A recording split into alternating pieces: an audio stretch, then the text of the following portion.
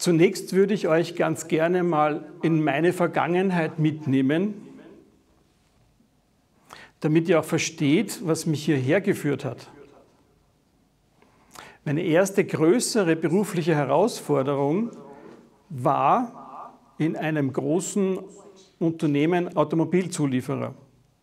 Und ich habe damals schon das erste Mal erkannt, es geht natürlich um das Produkt und um unsere Leistung, aber es geht vielmehr darum, dass der Kunde zufrieden ist, dass ich selber zufrieden bin, dass alle zufrieden sind und erst dann ist Erfolg möglich. Und das hat mich dann dazu gebracht, darüber nachzudenken, was kann ich noch mehr tun für meine eigene Zufriedenheit. Und das war dann eine eigene Firma gründen. Und das war gar nicht so sehr der Wunsch nach viel Erfolg oder vielleicht Geld, sondern es war der Wunsch für mich, etwas zu kreieren, wo ich sehr zufrieden sein kann damit.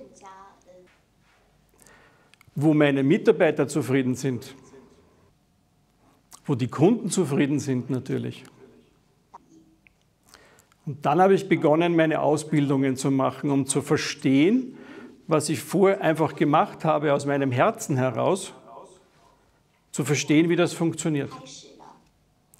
Und genau das, was ich da herausgefunden habe, genau das möchte ich mit euch teilen, damit noch mehr Menschen mehr Zufriedenheit haben in der Arbeit, als Mitarbeiter, als Kollegin, als Kollege oder auch als Führungskraft, als Unternehmer. Es gibt in einem Unternehmen, in einer Organisation oder in einem Team 3 Hauptsäulen. Das ist die eine, die heißt Wissen und Kompetenz. Das heißt unsere Leistung, das, was wir können. Die zweite Säule ist Ordnung und Struktur. Und die dritte wichtige Säule ist Beziehung und Kultur. Wenn man jetzt zum Beispiel mein Unternehmen nimmt, das ich hatte, dann hatte ich nie ausreichend Wissen und Kompetenz,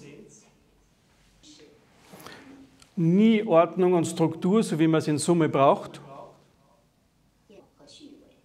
Weil wenn man etwas neu aufbaut, dann ist das nicht perfekt.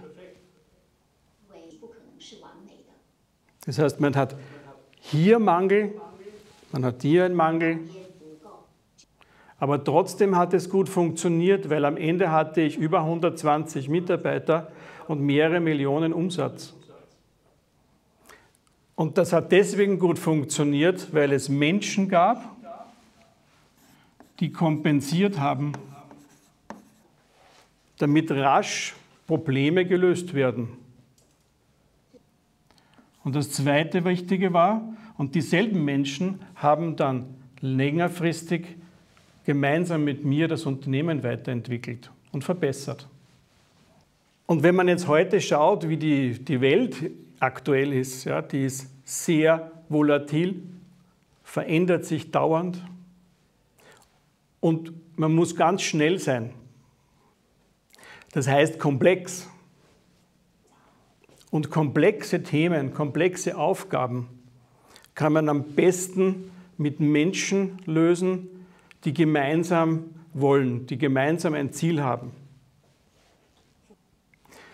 Damit es aber funktioniert, muss man sich gegenseitig gut verstehen.